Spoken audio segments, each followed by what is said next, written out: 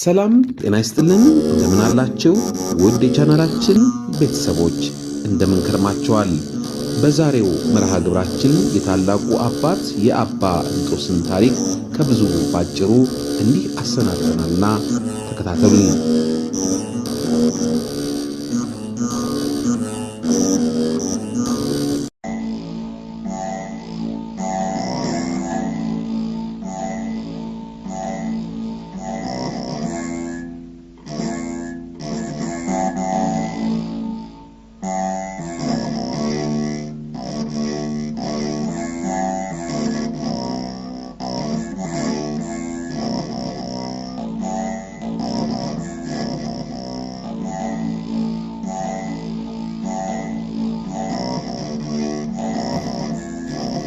አባ እንጦስ በበረሃ ከሚኖሩ መነኮሳት አንዱ ነው። ሰይጣን ከኒህ አባት ከባታቸው የመጣ በብዙ ጾር ይፈትናቸው ስለነበር አብዝተው ወደ አምላካቸው ይጸልዩ ነበር። በአእምሯቸው ውስጥም ብዙ የጾር ፈተናዎች ይመላለሱበት ነበርና አምላካቸውን እንዲህ በማለት ጠየቁ። እግዚአብሔር አምላክ ሆይ አንተን ብቻ አመልካለሁ፣ መዳንንም እሻለሁ። ስለዚህ ወደዚህ በረሃ አንተን ፈልጌ መጣሁ። ነገር ግን እነዚህ የኃጢአት ምኞቶች ወይም ክፉ ሐሳቦች ሊተውኝ አልቻሉም። ስለዚህ ካንተ የሚያለያዩ ናቸውና እባክህ ምን እንደማድረግ መንገዱን አሳየኝ። ምን ባድርግ ነው ይህ ጾር ሊተወኝ የሚችለው? ማለት ወደ አምላካቸው ጸሎታቸውን አቀረቡ።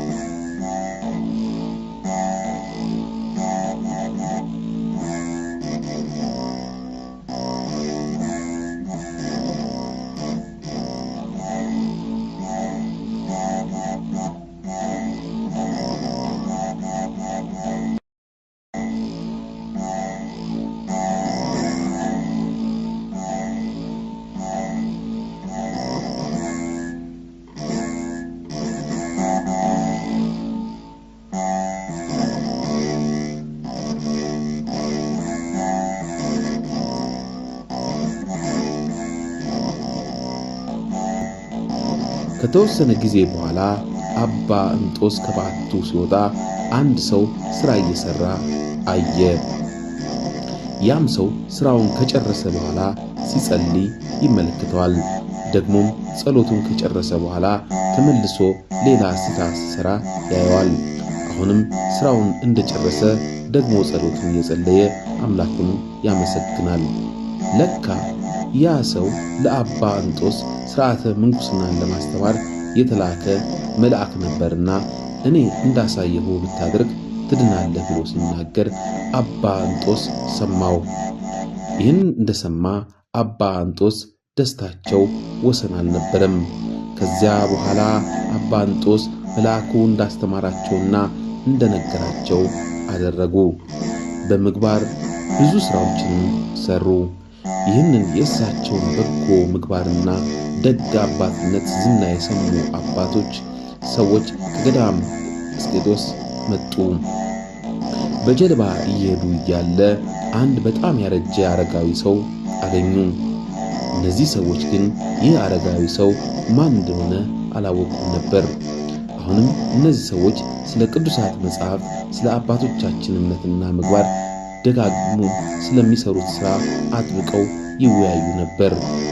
ያ በዕድሜ የበለጸጉ አረጋዊ አባት ግን ምንም አይናገሩም። ብቻ ዝም ብለው የሚነጋገሩትንና የሚወያዩትን ነገሮች እያደመጡ አብረዋቸው ከእነሱ ጋር ይሄዱ ነበር። ወደ ባህሩ ዳርቻ ሲደርሱ እነዚህ ሰዎች ወርደው ዕቃዎቻቸውን ይዘው ወደሚሄዱበት አቅጣጫ መራመድ ሲጀምሩ እኒህ አባት አብረዋቸው ወረዱና ከእነዚህ ሰዎች ጋር ጉዟቸውን ቀጠሉ። ከሄዱበት ቦታ እየደረሱ አባ እንጦስ ከበዓታቸው ወጡና ሰላም ሰጧቸው። በመቀጠልም ይህን የመሰለ አባት አብሯችሁ በመኖሩ ታድላችኋል አላቸው። ያን ጊዜም አረጋዊው ብዙ ጥሩ ወንድሞች ይዘህልኝ መጣ አለው። አረጋዊው ግን ጥሩ መሆናቸው የማይካድ ነው። ነገር ግን ለቤታቸው በር የለውም። ማንም ደስ ያለው ሰው ወደ ጋጣው ገብቶ አህያዋን መፍታት ይችላል ብሎ አለ። ይህ ማለት እነዚህ ወንድሞች ወደ ልብ የመጣው ሁሉ ይናገሩታል ማለቱ ነበር። በሌላ ጊዜ በአካባቢው ያሉት መነኮሳት ወንድሞቻቸው ስለ አንድ መነኩሴ እያመሰገኑ እያወደሱ ነገሯቸው። አባ እንጦስም ያ የተመሰገነውና እንደዚያ የተወራለት መነኩሴ ወደ እሳቸው በመጣ ጊዜ ቢሰርቡት ምን ያህል እንደሚታገስ ሊፈትኑት ስለወደዱ ያን መነኩሴ በክፉ ቃል ተናገሯቸው። ያ መነኩሴ በጣም አብዝቶ ተቀየማቸው። በዚህ ጊዜ አባ እንጦስ አንተ ከውጭ በልዩ ልዩ ጌጥ የተዋበ ውስጡን ግን ሌቦች የዘረፉት መንደር ትመስላለህ አለው። ይህ ማለት ቂም ኃጢአት ነውና ከኃጢአት መቆጠብ እንዳለበት ሊያስተምሩት ነው። አንድ ጊዜ አባ እንጦስ እንዲህ ብለው ነበር። ሰይጣን የቀመራቸውንና ያዘጋጃቸውን ወጥመዶች ሁሉ ተመለከትኩና ከዚህ ሁሉ ወጥመድ በምን አመልጣለሁ ብዬ ራስን ጠየቁ። አንድ ድምፅም በትሁት ስብዕና ሲመለሰልኝ አባ እንጦስ እንዳሉት በጸሎት መትጋት፣ መልካም ሥራ መስራት መልካም ነው። ቅዱሳን አባቶቻችን በሕይወታቸው ብዙ አስተምረውናልና እኛስ ሕይወታችን ለማነጽና ከእግዚአብሔር ጋር ለመኖር ምን ያክል ዝግጁ ነን? አባ እንጦስ ፈተና ሲገጥመን ምን ማድረግ እንዳለብን አስተምረውናል። ስለዚህ እኛ በሕይወታችን ፈተና ሲገጥመን ምን ማድረግ አለብን ብለን ራሳችንን ልንጠይቅ ይገባል። የአባታችን የአባ እንጦስ በረከታቸውና አማላጅነታቸው አይለየን። በመልካም ምግባር ታንጸን አምላካችንን እንድናመሰግን አምላከ አባ እንጦስ ይርዳን። አሜን።